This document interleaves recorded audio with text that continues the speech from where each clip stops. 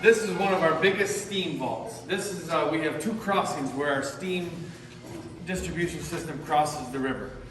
This is our main crossing.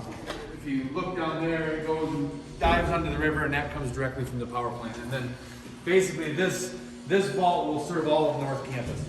It splits off in two different directions and goes, and we have a loop on the other side of campus. But if anything was to ever happen with this lead, if you want to call it, under the river, our other crossing wouldn't have enough capacity to serve all of North Campus in like a really cold day.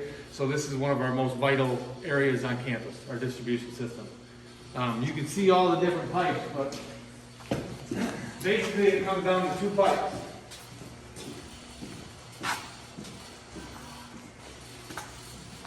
This would be our steam distribution. This is our steam coming in. The steam gets produced at the power plant and gets pushed out 90 pounds. And it fluctuates sometimes 80 to 90 pounds, but that's basically what our system is designed off of, is 90 pounds. Steam comes in. As the steam cools, it produces condensate. That condensate is probably the biggest danger to any steam system. If it's not removed from the line, it can cause water hammer, and it can blow a 90 right off.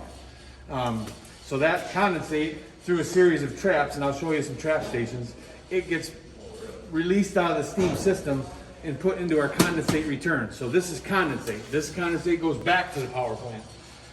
This condensate return is pumped. It gets pumped back to the power plant.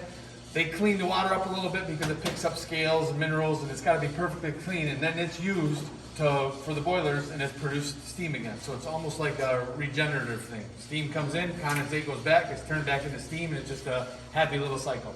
These are the size of valves that when we have steam shutdowns, our guys have to shut down areas when tie-ins are done. And they're big valves, they don't turn easy.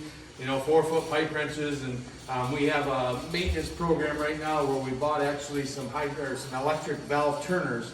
We're going to start exercising all of our steam valves on campus once a year, and what that does, it provides better reliability. So the more you exercise a valve, the better it will seat, because you get it down, and inside where the gates seat, it builds up crud, and the more times you can seat a valve and open it, it just allows the seat to work better. So it's a better tight shut off. So that's one of our major maintenance items that we're putting into effect starting this year. But this would be a trap station. So this is where, these are your traps. This is your best friend in the steam distribution system. This is what gets the condensate out of the steam lines. So as condensate builds, these are usually on low points or where you have bends that go up. You'll always have a trap station down at the bottom, because as this condensate's up here, it'll come down, drain through here. This steam trap will fire, and it'll go up, go back into the condensate line, back to the power plant. But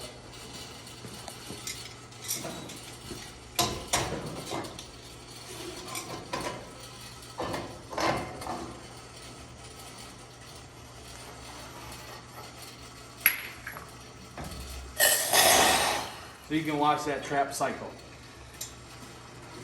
Should be cycling pretty good. So right now, what's happening is this steam trap is filling up with condensate. When it gets so high, there's a bucket in there that lifts, and then the steam pressure will actually shoot that condensate back into the condensate return. Steam lines, cold steam lines, the biggest thing is condensate removal again, because of the water hammer. The trap stations aren't designed for startup. There's too much condensate for those to handle. So when we would, let's say we had to isolate this section, and we did this probably 10 years ago because all this North Campus was reworked. So we had a lot of shutdowns. When you isolate a steam line, when you go to energize it, the biggest thing is condensate removal. The traps can't handle it, so you have to manually come down, and this would be a bleeder station. So this is just wide open. So as someone is turning on the steam line really slow, we would have all these wide open just to let all the condensate go, and then as the pressure starts to build, it'll start to go back, and then we can close them out, open up the traps, and the traps can take over. But the traps aren't designed for startup.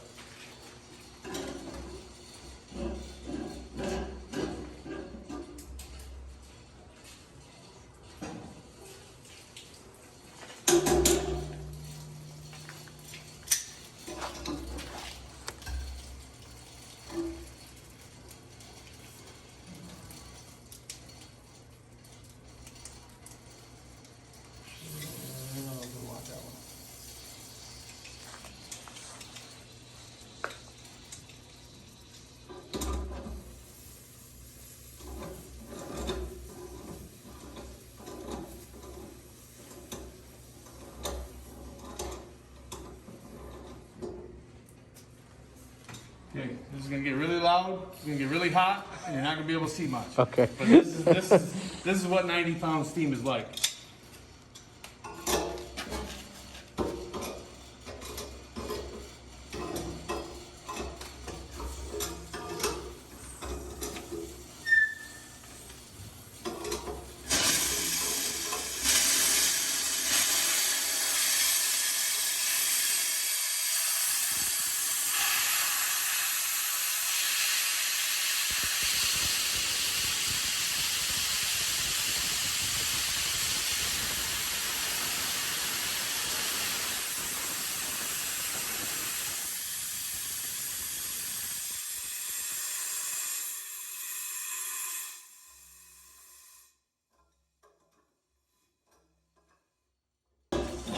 There's a couple different things you gotta look out for.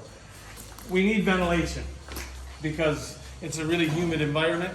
The humidity will rot all your steel parts. Like we have stanchions, anchors, slides and guides. You gotta have ventilation. So everywhere in our steam vault, usually we'll have 2 vented lids where we can, air exchange is key.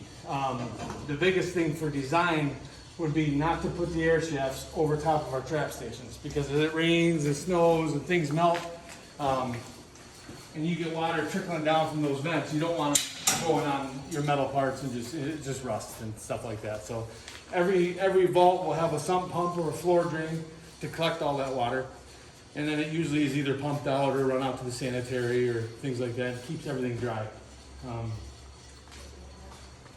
If you look down here, oh yeah, there's a sump pump. 90 pounds, it's just under 400 degrees is what these pipes are. And as they heat up and cool, the metal expands and contracts. They're all the steam line is based on guides and slides and guides. And these, what those allow is that steam line to move back and forth as it expands and contracts. So you'll see slides and guides all through our system. Like right here, there's another one. We'll go find an anchor, I'll show you an anchor.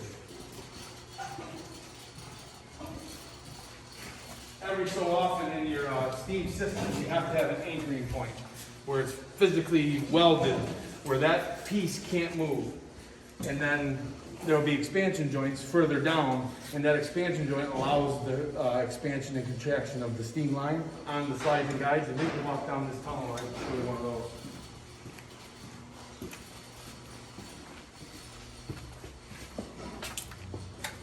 Like this would be an anchor. That physically locks that steam line into the vault. That can't move. Everything from here will grow each way. And here would be an expansion joint. It's not a very good one because you can't see it with the blanket, but basically what it is it's a housing that's over diameter of the steam line itself. The steam line comes in with a little cookie welded on it. It just allows that to go back and forth in there, if that makes sense. And then these would be packing glands. We have little graphite plugs that it almost acts as packing for no leaks. And as they start leaking, you can open these up, and we have these little graphite plugs you push in there, and it seals everything. And that's how those things are sealed with the wedge coming in and out. And then a gate. You know, we lock everything up because we just don't want people in these steam tunnels. It's a nasty environment. You know, if you were to get lost, or you know, you could get some serious trouble because some of these get really hot. Some of our steam tunnels can get, or our steam distribution system pathways can get 100, 120 degrees, and these guys will work down here all day long in that kind of system. So here would be an anchor for our condensate. Everything is insulated. In our vaults, we use a hard insulation. It's called CalSil. Everything's metal jacketed. This allows us to actually get up over the steam lines and not crush the insulation. Once we get out of the vaults, it's usually just a fiberglass type insulation. Anywhere from 2.5 to 3 inches thick, basically. Dewatering is key, which we went over and over and over. So when they put the slab down and they start building the walls, before anything's back, the ledge drain is run along to the slab. So it's lower than the floor of our tunnel. And this is a lift station right here. So this is one of the biggest lift stations on campus. This has a lot of under drains that run to it. There's big pumps down there you can see with floats. As that fills up, they kick on and pumps the water out.